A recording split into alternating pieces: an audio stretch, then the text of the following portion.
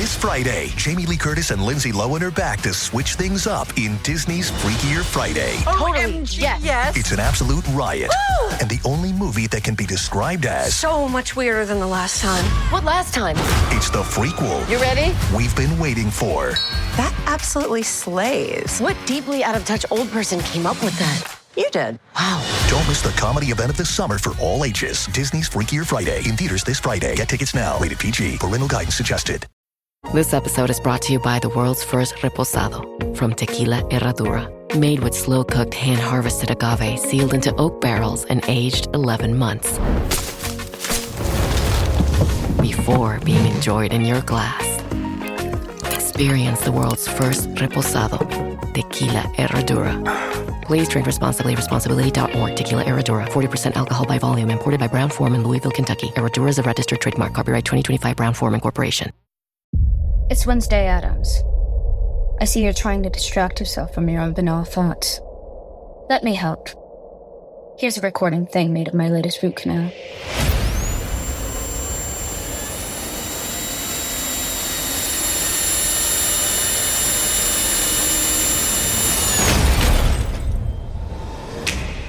Wednesday, Season 2, begins August 6th, only on Netflix. This series contains adult language and descriptions of graphic violence throughout. Listener discretion is advised. Cavalry Audio. Welcome to the Murder Chronicles. I'm your host, Carolyn Osorio.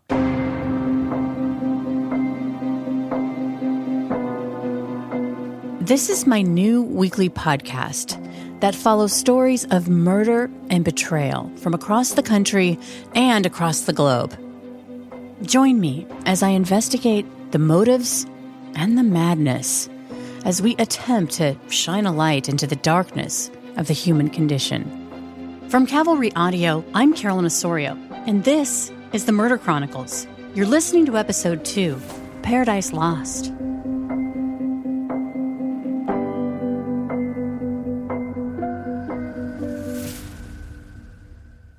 So I want to start off this episode with talking about my relationship with Detective Lindsay Wade, who is a retired homicide detective from the Tacoma Police Department where these murders took place. And she also grew up in the community.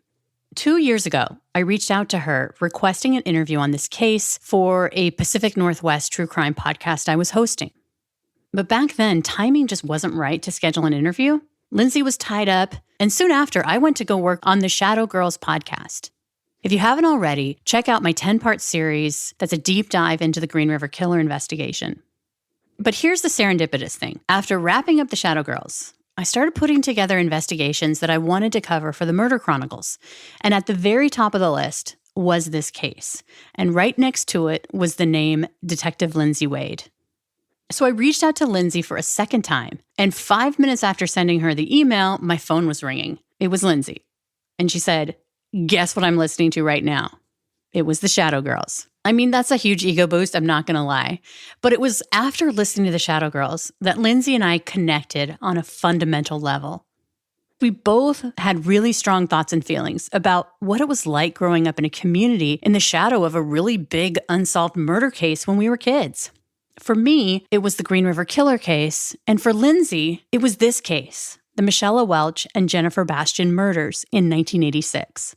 Jennifer and Michelle's cases were kind of like urban legend. I mean, they were a couple years older than I was, and I didn't know them, but we all heard about it. And, just in listening to your podcast, The Shadow Girls, when you talk about, everybody just knowing what was going on in the area with the Green River cases, it was similar in Tacoma where everybody had heard about the two girls, that had been killed in the parks. And because they were around my age and, they were last seen doing things that normal kids did, like what I did with my friends. And so it was one of those cases that really stuck with me and I think stuck with a lot of people because even though most people had no connection to these two crimes or the girls or the families or anything, it was so outrageous to think that, a 12-year-old could go out for a bike ride and be abducted and murdered in this gorgeous park. And then 4.5 months later, the same thing happens to a 13-year-old in Point Defiance Park. So the murder of these two girls takes place before kids had smartphones and 24-hour TV and video games at home. So I don't want to wax on about the past, the whole in my day, kids played outside with a stick in the dirt, but it is germane to setting up the backdrop for this really special community. If you were a kid back then, in the quaint little town of Ruston, that was sort of like the set and soul of the movie The Goonies, which came out in 1985 and really captured the quintessential vibe of the time. When kids had their bikes, their friends, well-meaning parents, a time when the spirit of adventure and the natural world were all within reach, especially at Point Defiance, the 760-acre park that was tucked away in the neighborhood. Within walking distance of the urban park called Point Defiance, there was another one called Puget Park. And this is where Michelle Welch went with her little sisters on March 26th, 1986. At the time, it was spring break. And so Michelle was 12 years old when she asked her mom, Barbara, if she could take her two little sisters to Puget Park by herself. She and her sisters would make their own lunches, ride to the park, play, have a picnic, and then ride to their scheduled afternoon piano lessons, which were nearby. Michelle's mother agreed. So it's easy for me to see these sisters. Michelle riding her bike, her long blonde hair flowing behind her. She's pulling along one of her little sisters who's on a skateboard. The other little sister is riding her own bike. All went according to plan until around lunchtime. The sisters had that slap on the forehead moment. They had forgotten to bring their packed lunches. So Michelle, typical big sister, no doubt reckoned she'd be able to ride home the fastest, telling her little sisters to stay put at the park as she hopped on her bike and headed for home. But then, as the little girls were waiting for Michelle's return, nature called, and they had to go to the bathroom. There weren't any public facilities at the playground, and the girls had no way to tell Michelle of their plan, to leave the park and hoof it to a nearby business to use the restroom. So like two ships passing in the night, the little girls are heading in the opposite direction of Michelle, and so when Big Sis rides up to the park with their packed lunches, she realizes that her sisters are gone. I mean, we can imagine Michelle's distress. She's asked her mom to be in charge, and here she's having this panic and no doubt feeling that tug of responsibility that's always resting on the shoulders of the firstborn. Michelle kept a cool head. She locked up her bicycle, placed the lunches at a park table, and it's presumed that she went searching for her sisters.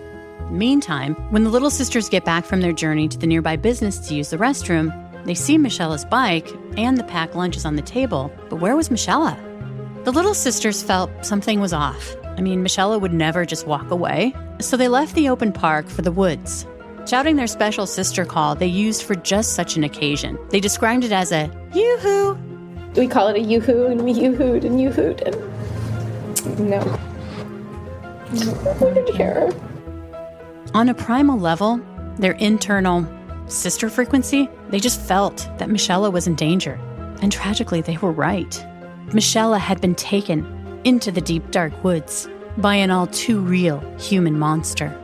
It's just so horrifying because the two younger sisters, Michelle's younger sisters, were most likely there, at the park when it was happening. Michelle was reported missing at around 3 p.m. And within 10 minutes, police were canvassing the park for the 12-year-old, speaking with witnesses too. No doubt, given the sleepy nature of the town, they'd probably just believed that Michelle maybe had gotten lost in the woods, or another benign explanation for her disappearance would surface, and that she would be found. And as darkness fell, there was still no Michelle. I won't even begin to try to describe a mother's worst nightmare as canines tracked Michelle's scent that night. Barbara, her mother, at home, no doubt pacing the halls in disbelief and shock, but trying to keep her other daughters calm. But around 10 o'clock that night, they heard a knock at the front door. Police asking to come inside. And that's when Barbara found out that Michelle's body had been found, roughly a quarter mile away from Puget Park, deep within the woods. Michelle had been sexually assaulted and so severely beaten, her cause of death was blunt force trauma to the head. During the autopsy, swabs were collected from Michelle's body, but this was a time when the science of DNA was not quite science fiction, but still years off from being a viable tool to linking a suspect to a crime. A witness at the park that day just so happened to be one of Michella's classmates, and they told police that they distinctly remembered a man watching the three sisters at the park before Michella had left to get the lunches. The classmate was connected with a police sketch artist that crafted a rendition of the man, which was circulated all over town and also distributed to local news stations.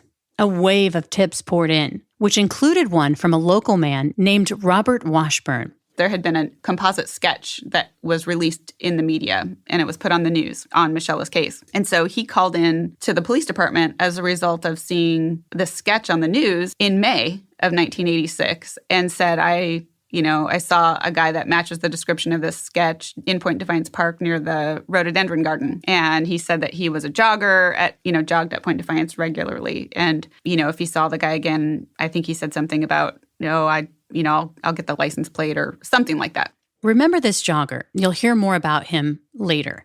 But at the time, his tip wasn't significant. He was just one among thousands of tips coming through, all of which were vetted, and none led to any viable person of interest, let alone a suspect.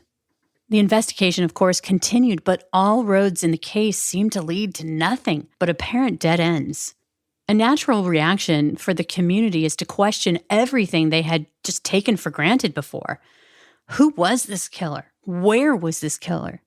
But the fear had a pulse, being pumped by the raging heartbeat of parents whose worry became palpable and all-consuming.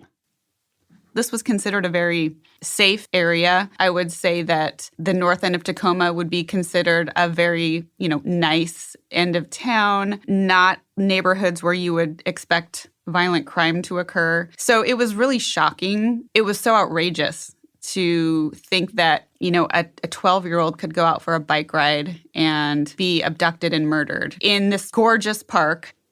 Gone were the days where kids were just able to free range on their own, especially if you were a girl. And you had to be with a buddy at all times, because it didn't take long to sink into the community that this wasn't just a killer on the loose, but a killer and sexual predator of an innocent 12-year-old little girl. The stakes just couldn't be higher.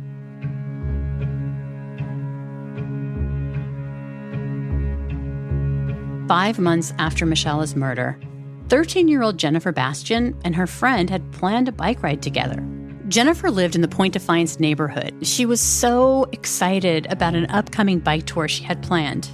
In fact, she'd just gotten a brand new Schwinn bike, which was her prized possession. And when you upgrade to a new bike, the seat's a little bit higher, the frame a little bit bigger. Essentially, Jennifer was at an age where she was going from a little kid's bike to an adult bike.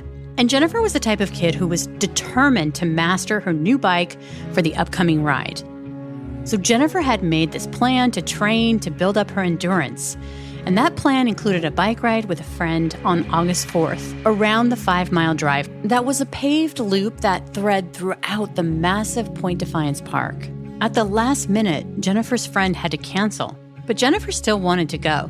So she called her dad and asked for permission to go alone. Jennifer's dad gave his blessing, but he told her that she needed to be back home by 6:30. Just like Michella 5 months before, it's so easy for me to visualize Jennifer riding her bike on a beautiful day, just a young girl enjoying a taste of freedom as she makes her way through the park. And throughout her ride, Jennifer was seen taking breaks. Witnesses would say they saw her sitting down long enough to take off her helmet and drink water. The fact that she's actually wearing a helmet in the 80s says a lot. But then Jennifer, like Michella, just vanished without a trace. At the Bastian home, 6:30 came and went. And given the heightened state of the community, her parents wasted no time contacting the police and reporting her missing.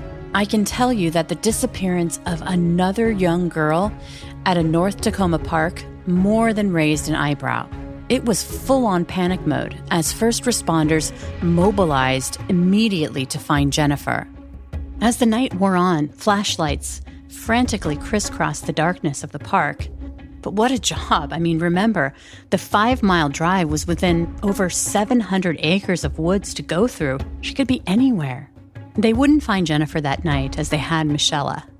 Of course, Jennifer's family was terrified, but they were also encouraged that they hadn't found Jennifer, and so they launched a massive missing persons campaign. As the weeks wore on with no sign of Jennifer, Michela's mother, Barbara, reached out to Jennifer's mom, Patty, for comfort. Barbara Leonard, which is Michela's mother, heard about Jennifer and went over to see Patty Bastian just to, I guess, comfort her. And, Patty knew who she was and really was kind of like, my daughter's not dead. So, why are you here? 3 weeks after Jennifer went missing, on August 28th, a jogger was running the 5-mile drive. But they stopped in their tracks when they were hit by a foul odor. The fumes were just so strong that they felt compelled to investigate. So they left the road, heading into the woods. They followed the odor to a pile of bushes. Underneath, they found the body of a young girl. It was Jennifer. Her Schwinn bike was found nearby. The Pacific Northwest woods are no friends to forensic scientists recovering a body and searching for clues to help lead them to the killer, especially in the summertime. Jennifer's body was badly decomposed. It was determined that Jennifer had died from asphyxiation, and it was assumed that she'd been sexually assaulted based on the position of her body and that her swimming suit had been pulled down and left dangling off of one of her ankles. Even though the girl's cause of death were different, investigators were convinced that one man was responsible for both murders. In the days and weeks that followed, Michela's case was compared to Jennifer's, with a keen eye toward finding a connection that would lead to the killer. They went back to that jogger, remember, the one I told you about earlier, the one who had called in a tip 2 months after Michela was murdered? In December of '86, he's interviewed by detectives because of the tip that he called in on Michela's case. And keep in mind, the detectives are working on the theory that the 2 girls now have been killed by the same person. So they interview him at his home. He doesn't live too far from either one of the parks, actually, because they're like less than a mile from each other. They interview him, and he basically tells them the same story that he told them when he called in the tip. And so there was really nothing. They said, ran his background. He didn't have anything of any consequence, and so they basically deemed him low priority and moved on to investigate other suspects. And that was that. I would have done the same thing. You could imagine the kind of local news coverage that the murder of a 12 and 13-year-old would garner, and the pressure to solve the case. A lot of manpower was exhausted, canvassing the neighborhood for witnesses. On WhatsApp, no one can see or hear your personal messages. Whether it's a voice call, message, or sending a password. To WhatsApp, it's all just this. So whether you're sharing the streaming password in the family chat or trading those late-night voice messages that could basically become a podcast, your personal messages stay between you, your friends, and your family. No one else. Not even us. WhatsApp. Message privately with everyone. This episode is brought to you by Nordstrom. Summer's almost out and fall's calling. Luckily, Nordstrom has everything you need for the season ahead, all under $100. Discover new arrivals from your favorite brands like Mango, Princess Polly, Wave, Free People, BDG, and more. Whether you're planning a last-minute getaway, heading back to class, or refreshing your office looks, you'll find the latest trends and beauty must-haves without breaking your budget. It's easy, too, with free shipping, free returns, and in-store order pickup. Shop today, in stores, and at Nordstrom.com. Interviewing persons of interest, validating the thousands of tips. And still, the dedicated detectives working the cases came up empty.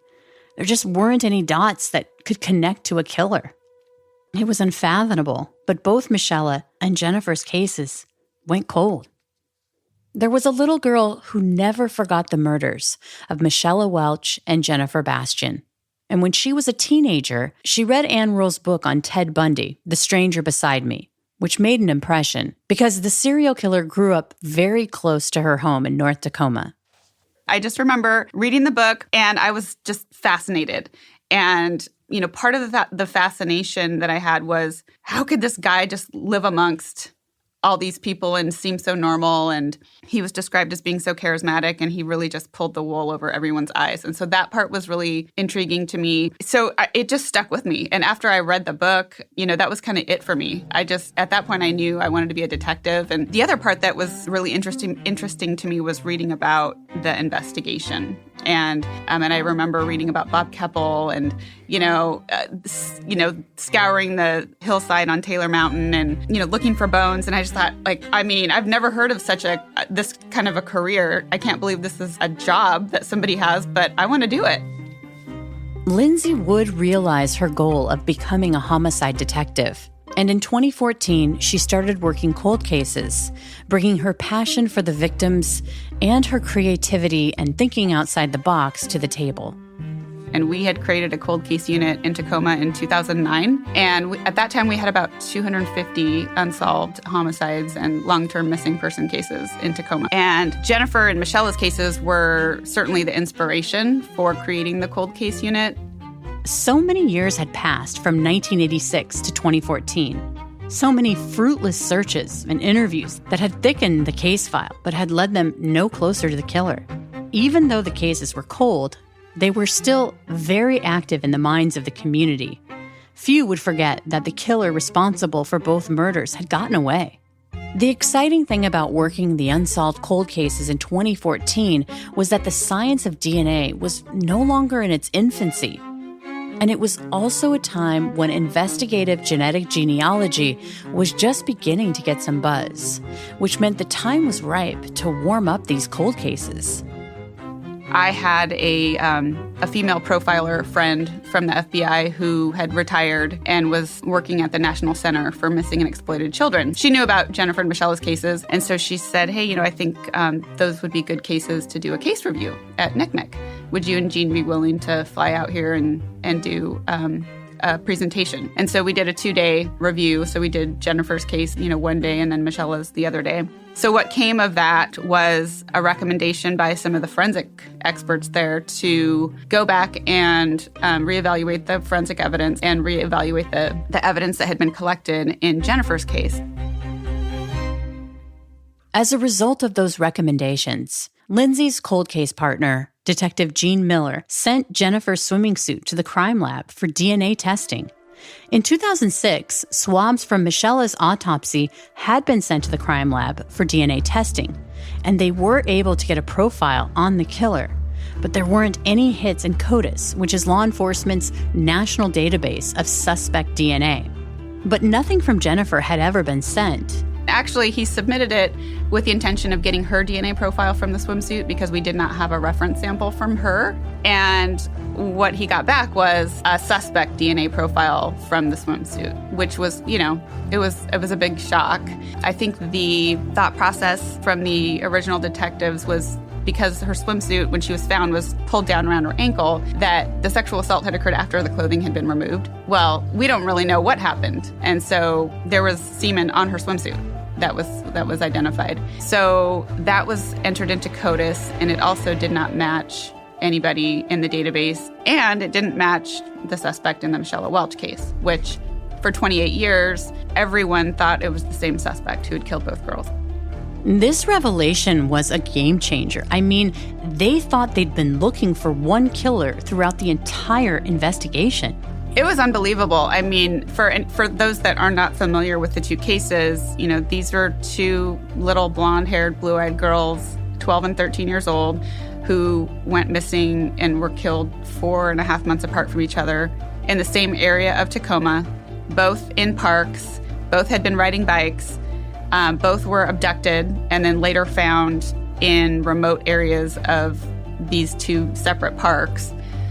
In wooded areas. Both had been murdered, and one of them certainly had been sexually assaulted. The other one presumably had been sexually assaulted, but with Jennifer, she was not found for 24 days.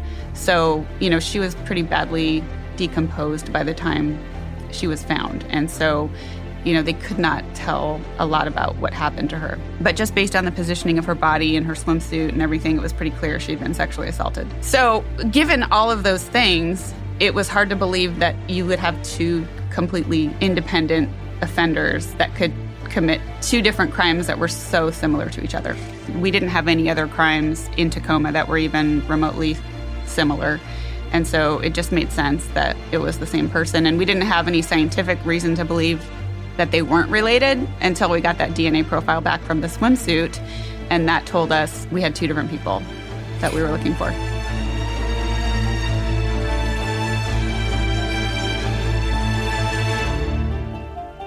two separate suspects turned the investigation on its head.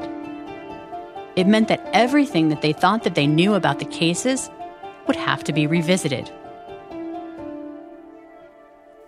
There were people along the way who had been eliminated because they were not available for one of the crimes. And so we had to go back and relook at those people because, wait a minute, now we can't eliminate this person because if they were in jail when Michelle was killed, that doesn't mean they're now eliminated from Jennifer's case. And here's where that shoe leather detective work comes into play, because 2,300 men were identified out of pages upon pages of old reports. I knew that DNA was going to be what solved the cases, but it was so disorganized and there was no way to know, just by looking at, the case, whether or not somebody's DNA had been collected or whether or not they had been eliminated. So it took me about 3 months or so of just going through page by page and entering every male name that appeared in the case into a database that I could search, and then I could prioritize people based on their criminal history. How frustrating to have suspect DNA profiles from both killers, but no matches in CODIS. Which is why a newly searchable database from all those files was so important. Lindsay was now able to whittle away the 2,300 potential men to a couple hundred, which was still a lot. The next phase was the long, expensive road of collecting DNA from these men, many of whom had scattered in the wind. And during this process, Lindsay's partner, Detective Gene Miller, had retired, which meant Lindsay was the lone cold case detective. A bright spot, though, was that she received a lot of support from the FBI. The FBI collected 40 or 41 DNA samples from suspects who were out of state. We would just literally go knock on people's doors and say, we're investigating a cold case from 1986. Your name is in the case file and we want to eliminate you. Will you give us your DNA? And that went on for months. There's no doubt Lindsay has a passion for this work, a driving force since she was a little girl whose idol was Bob Keppel, the detective consumed with the Ted Bundy investigation, who also became a well-respected criminal profiler. Even so, she's not ashamed to admit that there were some dark days. I think with cold cases, it's very much like swimming against the current all the time because you can do a ton of work and get no result. You really have to motivate yourself. You have to have some internal motivator. Otherwise, because there's no one on the exterior, motivating you. I would say the exception here was Jennifer's mom. And here's where this cold case takes on another unexpected twist. Lindsay, who was for all intents and purposes the one and only detective in the city's so-called cold case department, but that put her in a unique position of authority to grant a request from Jennifer's mom, Patty. Jennifer's mom was fantastic, and she actually volunteered with me in the cold case unit. And so, she was just really great. She was super, she was positive. We just clicked. And so, on those days when I would come in and look around and look at the pile of, case files and think, there's no way. This is daunting. This is probably not ever going to be solved. I would remind myself of what she had gone through and the fact that, she was still able to contribute and, be as positive as she was. I just thought, if she can do it, then I have no excuse. These cases would only be solved through DNA. They had the genetic code of the men responsible, but they needed to get those samples to the right people with the talent to find not just one, but 2 needles in the genetic haystack. In 2015, Lindsay, who always kept her ear to the ground for new tools in law enforcement, heard of this new thing called investigative genetic genealogy. Remember, this was before the infamous Golden State Killer capture that really put genetic genealogy on the map when it came to closing cold cases. In 2015, I had first learned of, what's we know now as investigative genetic genealogy. At that point, it was pretty much unknown. And I happened to be talking to a detective from Phoenix PD. And they were up in Tacoma following up on a case. And we were talking, and they told me about this woman named Dr. Colleen Fitzpatrick and how she had helped them resolve this cold case from the 90s using genealogy. And I was, as they told me about it, I thought, wow, this sounds crazy, but cool. And, at this point, our cases were kind of dead in the water. So I'm thinking, well, I'm going to try it. So Lindsay called Dr. Colleen Fitzpatrick. She explained both Michelle and Jennifer's cases. And it wasn't long before she was shipping out DNA samples of the two suspects. From those samples, Dr. Fitzpatrick was able to narrow down the lineage of the suspects based on their DNA profiles, and something interesting bubbled to the surface. One of the names that she provided me on Jennifer's case was Washburn. There was a Washburn in the case file. Think back to that jogger I mentioned earlier, the one who had seen the sketch of a suspect shown on the news and called in a tip 2 months after Michelle's murder. He called the police himself. He put himself in the case as basically a witness. You know, I saw a guy that matches the description of this sketch in Point Defiance Park near the rhododendron garden. And he said that he was a jogger jogged at Point Defiance regularly. And, if he saw the guy again, I think he said something about, I'll get the license plate or something like that. Think about this for a second. He called this tip in May. Jennifer wasn't killed until August. Let's take a minute to unpack what Lindsay just said. Washburn called about Michelle's murder, not Jennifer's. So if you're tracking, Dr. Colleen Fitzpatrick didn't put Washburn's surname down as a potential suspect DNA profile related to Michelle's case, but for Jennifer's. This jogger, Robert Washburn, called in a tip in May, 3 months before Jennifer's murder. It was odd for sure, but again, there just wasn't anything out of the ordinary going on in the jogger's criminal history that raised red flags. And he really didn't stand out at all. He had a very minimal criminal history. He had 2 misdemeanor arrests in King County for, I think, trespassing and vehicle prowling or something the year before the murders.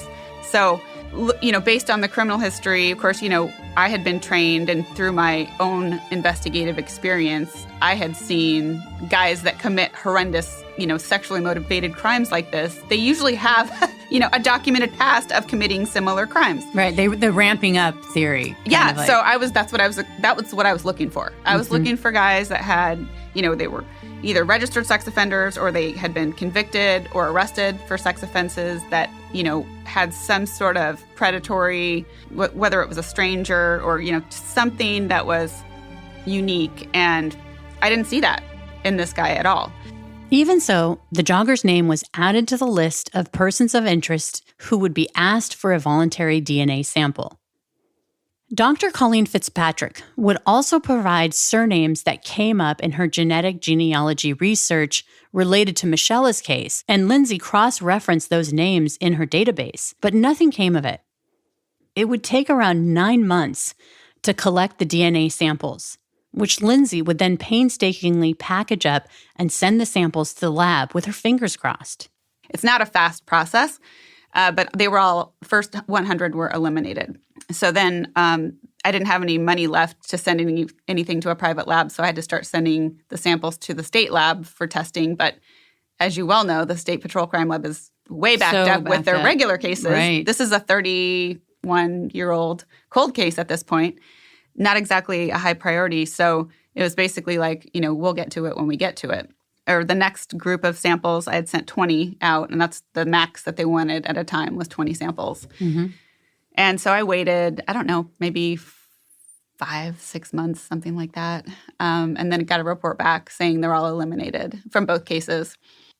I had another batch that went out, same thing, waited several months. They all got eliminated. And finally I was down to the last 18 samples left.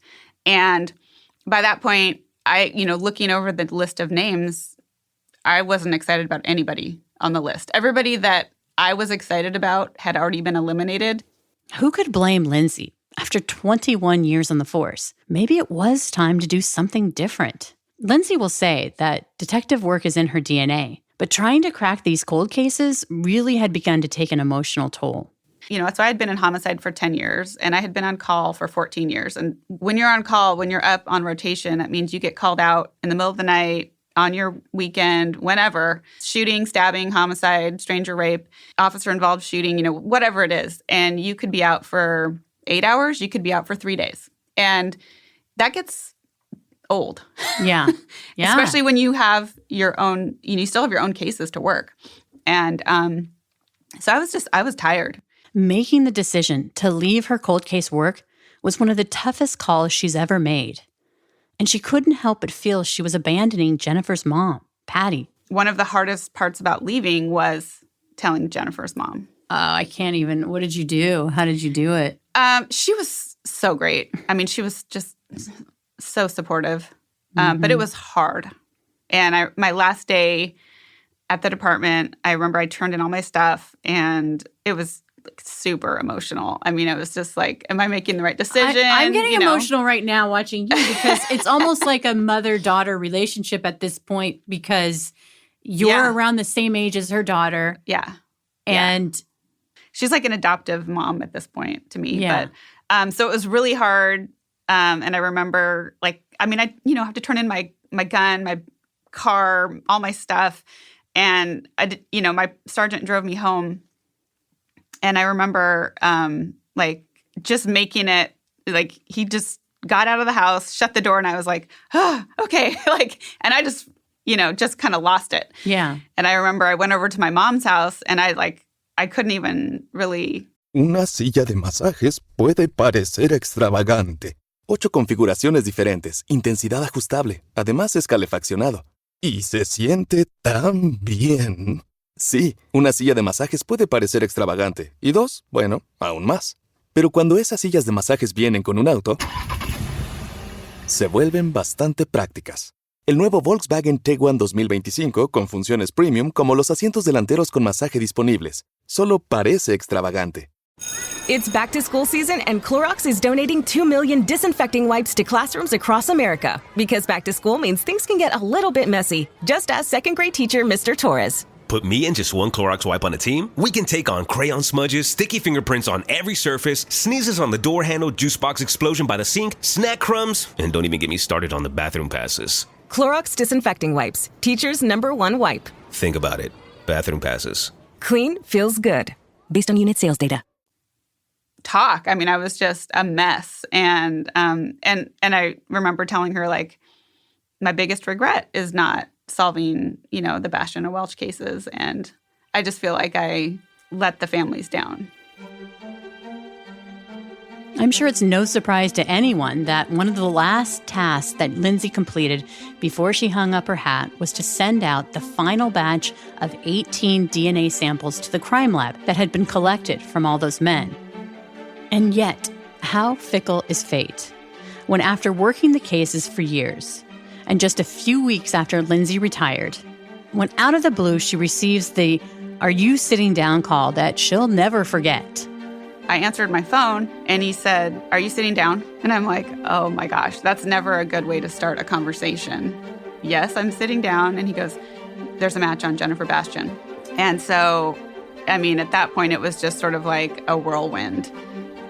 First I'm like, how can there be a match already? That doesn't even make sense. And then I'm like, oh, wait, there was that batch of 18 samples still at the crime lab. And the ones that you were like, I don't even think any of these people, you could have just been like, you know what, I'm out of here. Uh-huh. He was in the last batch of 18. And I said, well, who is it? What's the name? And he said, Robert Washburn. And I was like, oh my gosh.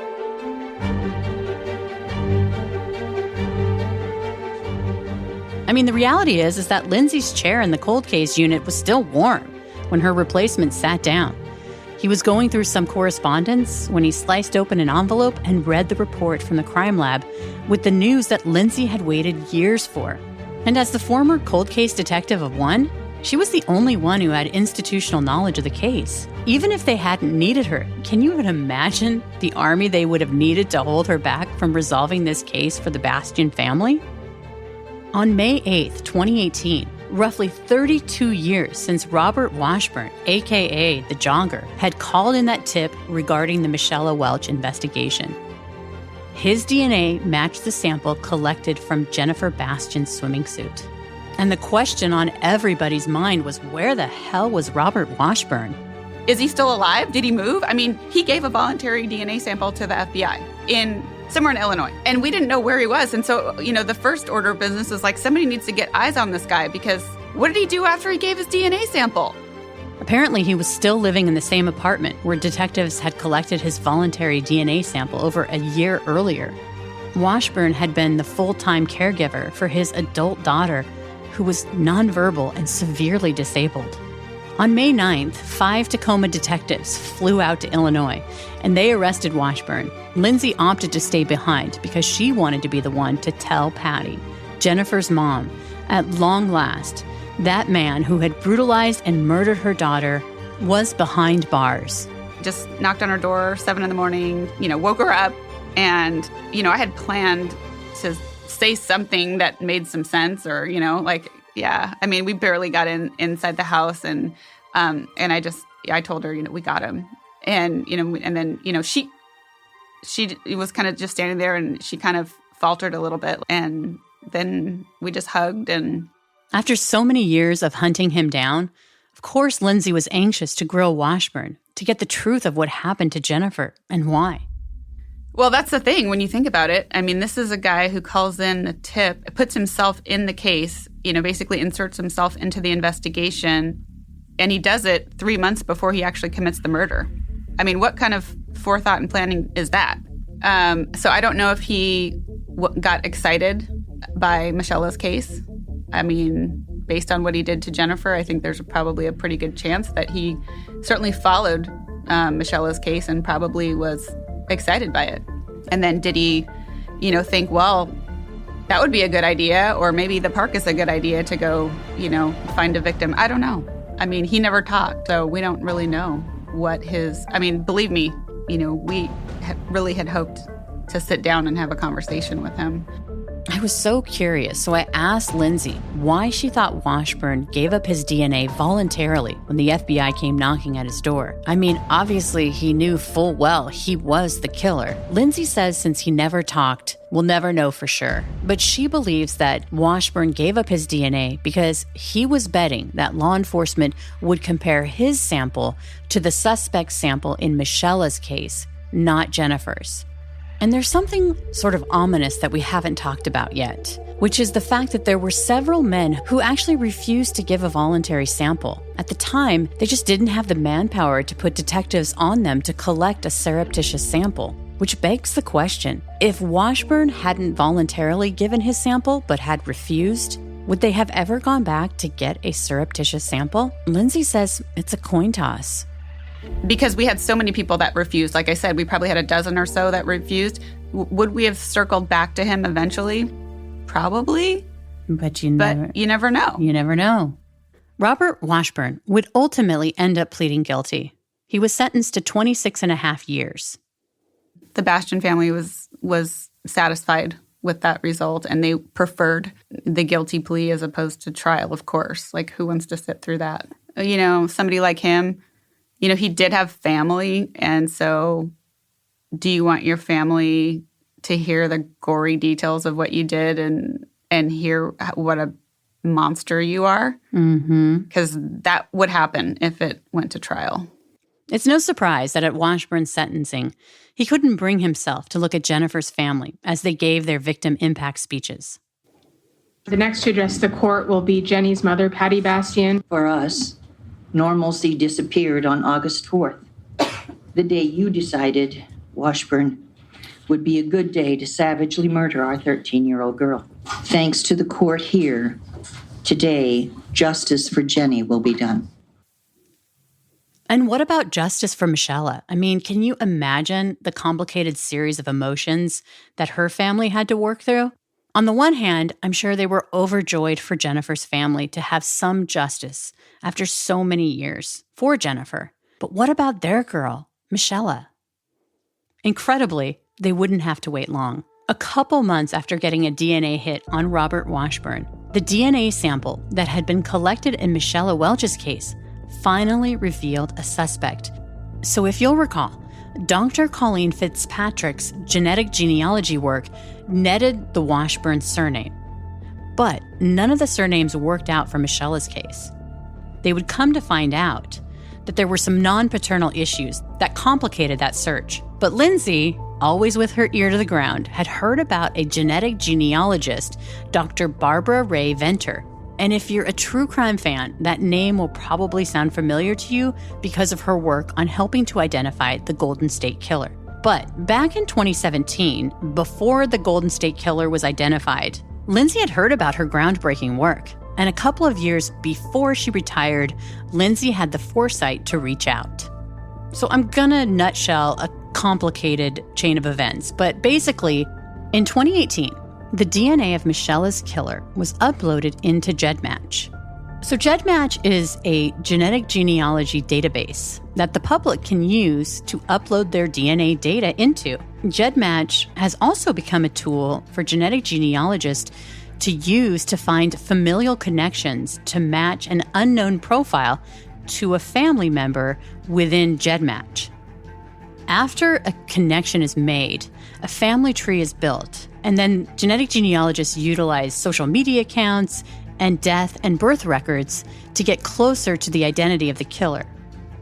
Barbara eventually did identify two brothers that she believed were one of the two brothers were likely the suspects. And then Parabon also did genealogy work on the case as well, and they all came up with the same two brothers. So detectives got eyes on the brothers and surreptitiously collected a sample from Gary Hartman. Hartman was a married father of two. He was employed as a nurse at Western State Psychiatric Hospital. He had no criminal history. Once the DNA was confirmed, Hartman was arrested for Michela's murder.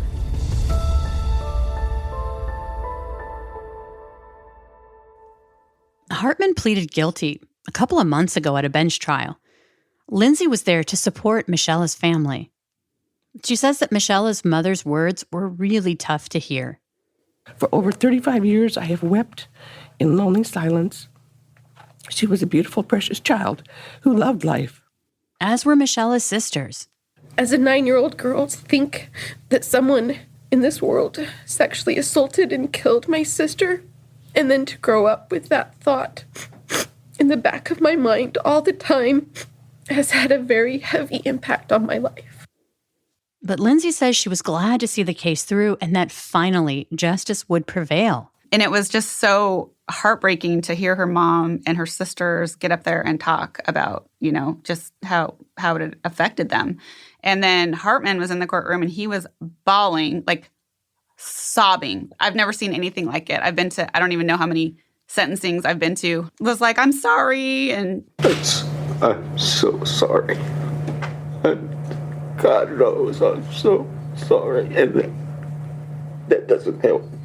I'm just sorry. You are guilty of one of the most malignant and depraved crimes it's ever been this court's obligation to address.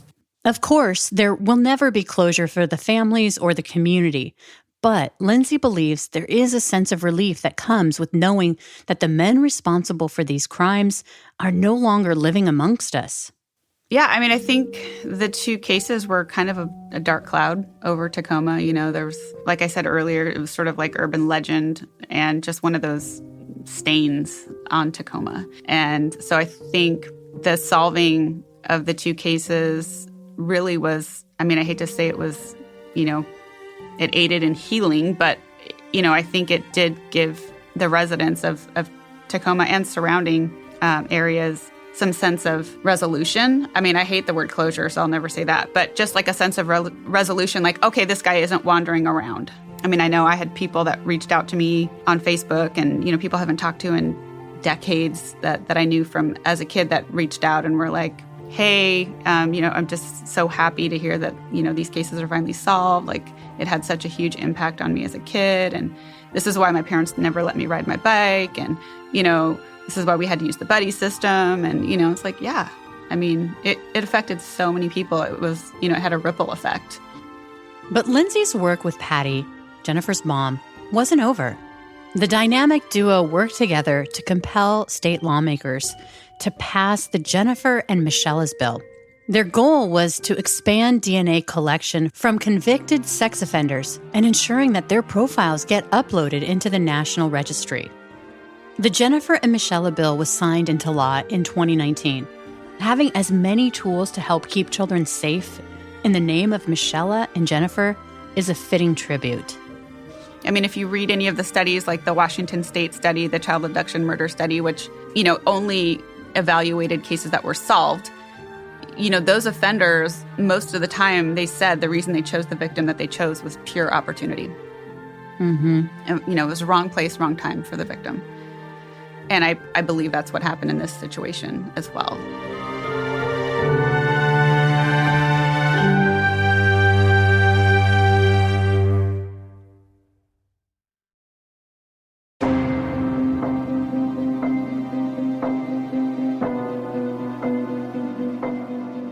The Murder Chronicles is a Cavalry audio production recorded live in the beautiful Pacific Northwest. We're produced by Brandon Morgan and myself. Our executive producers are Dana Brunetti and Keegan Rosenberger. Josh Windish edited and mixed this episode. Music by Soundstripe. For Cavalry Audio, I'm Carolyn Osorio, your writer and host. Thanks for listening.